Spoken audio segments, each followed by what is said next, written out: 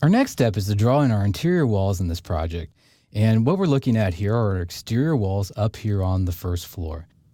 We're going to start off by drawing in a wall that's going to come up here. There's going to be a little bit of a gap, and that gap is going to be a doorway that's going to be leading into the kitchen. And then there's going to be sort of an L shape that comes in here that's going to define the kitchen from the dining room. Also, some other walls we're going to be drawing in are going to be putting in a pantry right here. We'll have a closet for our bedroom, which is going to be down here. And then also there'll be a master bathroom right in this location. And you'll also see this little L-shaped looking thing that'll show up here. And that's just an open area that's going to be for our plumbing, our mechanical systems, that sort of thing, to be able to come up from the basement and then go out to the different parts of our house for the heating and cooling and plumbing throughout the structure. Let's begin by drawing our walls in. I'm going to come up here to the wall tool, which is on the ribbon, and we need to pick the appropriate wall. In this case, the interior wall 4.5 inch is by far the most common wall, so that's going to be the wall that I'm going to use. Next, I'm going to zoom in here, and I'm going to make sure that all of our base settings are correct before I even start drawing the wall in. This wall has first floors being the base constraint. That's the bottom of the wall, and that's fine. The only thing is, though, is it shouldn't have an offset associated with it. We don't want the wall floating 8 feet in the air. So I'm going to set that to be 0 feet 0 inches. So that's going to be on the first floor level. We also need to take a look at the top constraint. How high do we want the wall to go up to? In this case, I don't really want it to have an unconnected height. I want it to come up to the top of plate, which is just listed as being top here. So we're just going to select on top. Don't need an offset height for that. That's just going to go up to that level. And we're going to start by drawing our wall from the intersection of these two walls. One thing to take a look at first is make sure that your location line is this finished face. In this case, I'm going to do exterior. Usually when I'm doing these drawings, I usually try to do things like the core face exterior, but I find that sometimes, and in this case in particular, it doesn't always like to snap to the intersection of where two walls are coming together at. So in order to be able to make this work, we need to use the finished face of the exterior in order to bring this wall straight on up, because you can see how it does in fact connect to this intersection. So I'm going to click on the intersection, start to come up, and this wall needs to go up 15 feet 9 inches. Next, we need to be able to have a gap in here for that doorway. Now, if I continue this wall on up, we might be able to delete it, or the way Revit works is if you have two walls that are very similar or exactly the same sitting right next to it, sometimes it'll just make it all one piece of wall. So that isn't going to work very well for us. The other thing that Revit is known for doing is sometimes you can just start drawing, and you can see as I move up how there's these things called temporary dimensions which are showing up here. The problem is that I don't exactly know where that temporary dimension is going to, and it doesn't always show up if I'm not in the exact right location. So by just clicking again to draw my next wall, it's not very efficient. So one of the things that I like to use are these things called detail lines, which I'll sometimes call as reference lines. And by just drawing from here to here, I can then copy it up. So I'm going to select on the line and then use the copy command. And I'm going to copy this up 5 foot. And now this is going to be where I start my next wall at. Of course, I don't exactly know where it's going to be lining up with this wall, so we need to be able to draw that in as well so we know where it's going to line up. I'm going to zoom in here and I'm going to pick this point on the wall. This is the core face of this wall. I'm going to zoom out, and then I'm going to come straight up. I'm going to select at this point, and I know where this line and this line intersect. That's where the next wall needs to start at. I'll come back to the Home tab, select on Wall. I no longer need the finished face of exterior. I only use that because it was the only one that worked down here. I'm going to use the core face of the exterior in this case. I'm going to zoom in. I'm going to pick that intersection. Now this wall is flipped from the other wall, so I'm going to hit the space bar in order to flip it over to the correct side. Now I'm going to go straight up and type in 2 foot 9.5 inches. You can either put the inch sign or not, it'll still draw it just the same. I'll move over to the left now, 12 feet 7 inches. We now have our wall that's going to be on the back side of the kitchen. This is going to wrap around some cabinetry here in the kitchen. And we're going to have more appliances going along this wall. So we're halfway to actually having our kitchen drawn up. Next, I need to figure out where that kitchen wall is going to be located at. So what I'm going to do is I'm going to draw yet another annotation line, or a detail line as it's called. And I'm going to draw it from here, and I'm going to draw it straight down. It's going to be 10 foot, 6 inches down. You can see in this case, I moved my mouse a little bit and it went to the side. It's not what I want to do. So I'm going to come back up here to annotate, detail line, and make sure that you're always drawing straight down. It's one of the most common errors people make, is that they'll look down and not notice that their mouse did that. So I'm going to make this go 10 foot 6 inches straight down. Next, I'm going to move this line over like this, select on that line, and just sort of pull this line over so it goes straight across. This is going to be the inside face of our kitchen wall. Now from here, I'm going to draw in our kitchen wall from here on over. So I'm going to come up here to the Home tab, select on wall, and I'm going to pick either one of these interior walls. In this case, this interior wall 4.5 will work just fine for what I'm trying to accomplish. I'm going to start at this side. I'm going to click. I'm going to move over in this direction. Zoom out a little bit. It's the proper length. And I'm just going to move it over here and click. Now we have a wall here, and this is going to be the back side of our kitchen.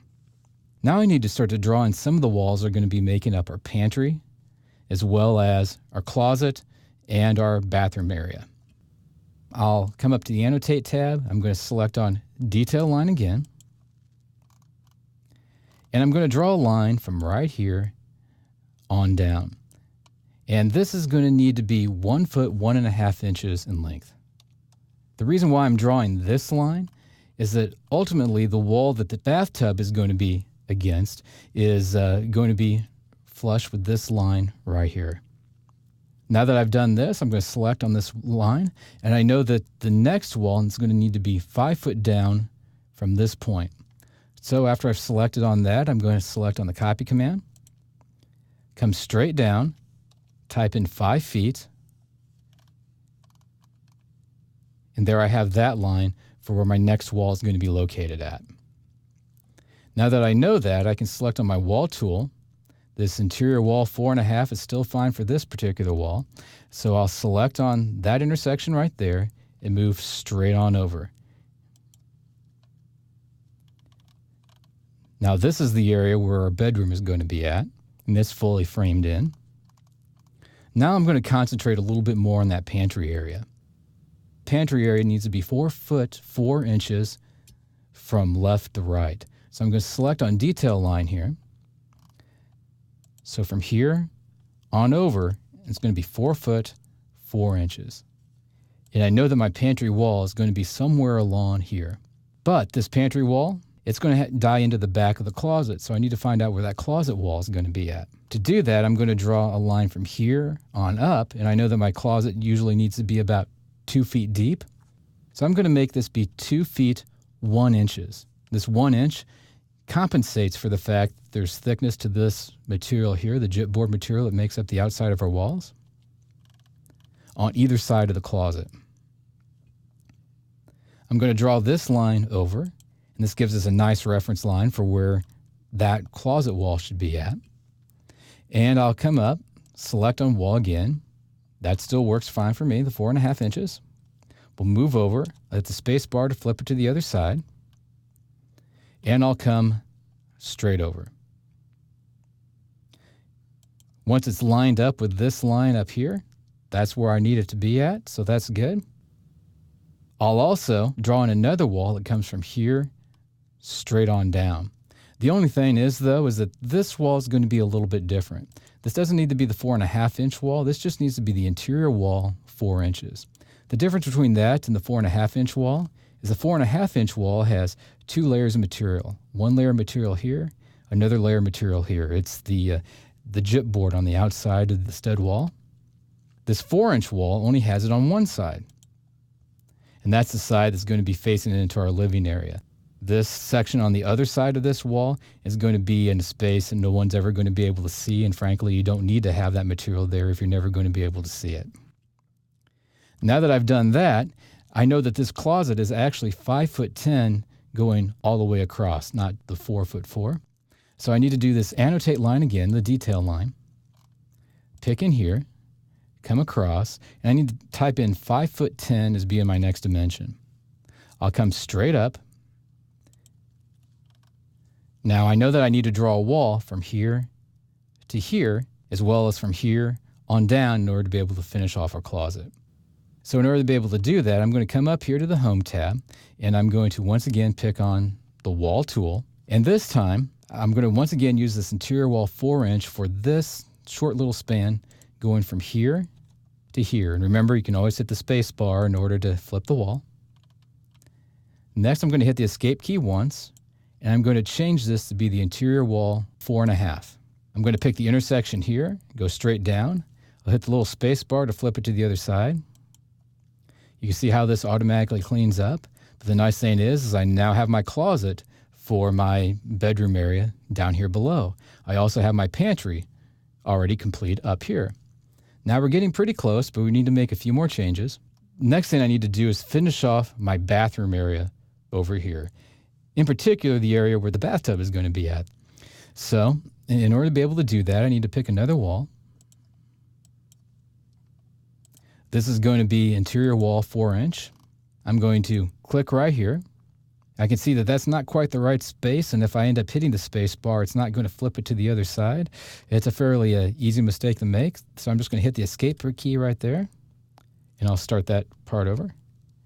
Next, I'm going to be drawing this wall straight on up, so I'm just going to zoom in here. I'm going to click right here at the intersection. You can see that I can't hit this point right here, so I need to change this to be the finished face of the exterior. I'll come straight up. I'll hit the space bar to flip that over to the other side. And I'm going to come straight up to this point. Next, I know that I need to come over. I'm not sure exactly how far over as of just yet, so I'm just going to draw a little wall that comes over, and I'll finish that up in a second. Now I know that there's going to be another wall that's going to be 8'4" from here on over. So I'm going to once again use those annotate and the detail line. I'm going to select the point right there. I'm going to draw a wall or a line that's going to be 8'4" over. Come straight down. I'm going to click on this wall. I'm going to drag it over. And next, I'm going to draw in another wall to sort of finish this off. 4 inches is just fine with me. I'm going to click on this point, come straight up. Now, the only thing that I dislike about this is that this wall should really be right here, and there's really nothing I could have done about it at that point. So I'm going to use the move command in order to finish that off and move that over to the right location. In fact, that needs to move over just a little bit farther. So I'll go ahead and do that. There we go. Now that that's all lined up, we now have that L shape that I was describing. There's your bathroom area in here. We have the appropriate finish materials. Now there's one last thing that we need to accomplish after deleting these lines that we no longer need. And that is to be able to get each of these walls to be the right thickness. Because as of right now, really only one of them is appropriately constructed, really. The reason is that this wall is appropriate because there's no plumbing going through it and it has a material on each side. But this one needs to be built just like these walls. So in order to be able to accomplish that, I need to select on that wall and use the split tool. Technically, it's called split element. And if I click here and I click here, I now have a wall that's here, a wall that's here, and a wall that's here. If I select on this wall, I can now change it to be interior wall 4-inch, just like these were. And if I select on this wall right here, this wall is ultimately going to be a plumbing wall. We're going to have a sink sitting right here, and it needs to have the pipe going through it. So it needs to be a thicker wall in order for the pipe to fit inside of it. So this is going to be an interior wall 6.5-inch right here in order to be able to put that pipe through and have it actually fit and work out. Now we need to be able to move on and create our interior walls down in our basement.